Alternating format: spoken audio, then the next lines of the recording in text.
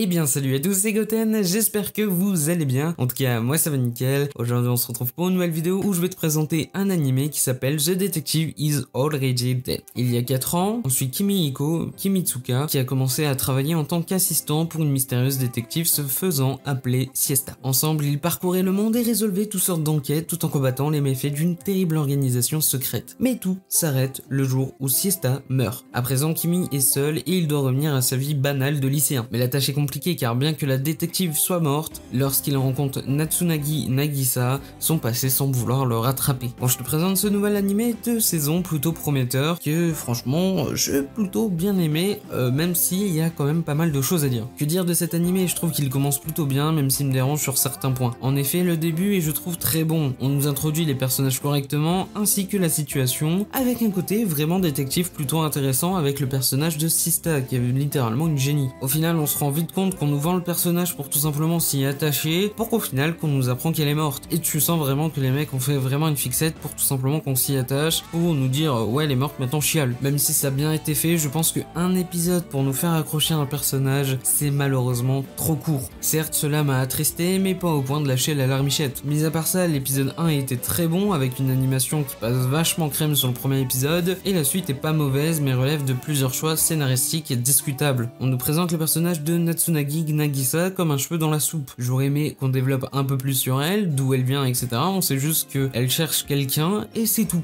Et en tout cas, j'espère qu'on aura le droit à un petit background ou un truc du genre parce que là, c'est vraiment, on n'a rien. De plus, on nous présente aussi d'autres personnages, même si je les ai trouvés sympas, on n'a pas le temps de s'attacher à eux. Et c'est dommage, on sent vraiment que l'animé ne fera que 12 épisodes et que le temps n'est pas en leur faveur. Mais je suis tout de même content car même si cela n'a pas été fait au début, on nous montre des passages entre Siesta et Kimi. Et surtout par la suite, on va en apprendre un peu plus sur la mort de Siesta car on sait juste qu'elle est morte au début et c'est tout. Hein. Vraiment, ils se sont pas cassés la tête. Là, on commence à en apprendre un peu plus. Et c'est intéressant. D'ailleurs, Kimi est un personnage que je trouve assez vide et personnellement je comprends. Beaucoup pourraient dire oui, il a pas de personnalité, nanana. Il en a une. C'est juste que ce n'est pas une personnalité appréciée de tous. Et puis je vous rappelle quand même qu'il a parcouru le monde avec Siesta. Et dans l'animé, c'est bien précisé qu'il a parcouru le monde avec elle pendant 3 ans. Et il l'a perdu, tu vois, genre elle est morte. Donc on sait très bien qu'un décès n'est pas facile à accepter. Donc c'est logique qu'il soit comme ça. Et en plus, on le voit très bien dans l'épisode 2 où il le dit clairement, entre guillemets. En tout cas, j'ai pas mal critiqué l'animé, mais en tout cas, je trouve qu'il se laisse facilement regarder.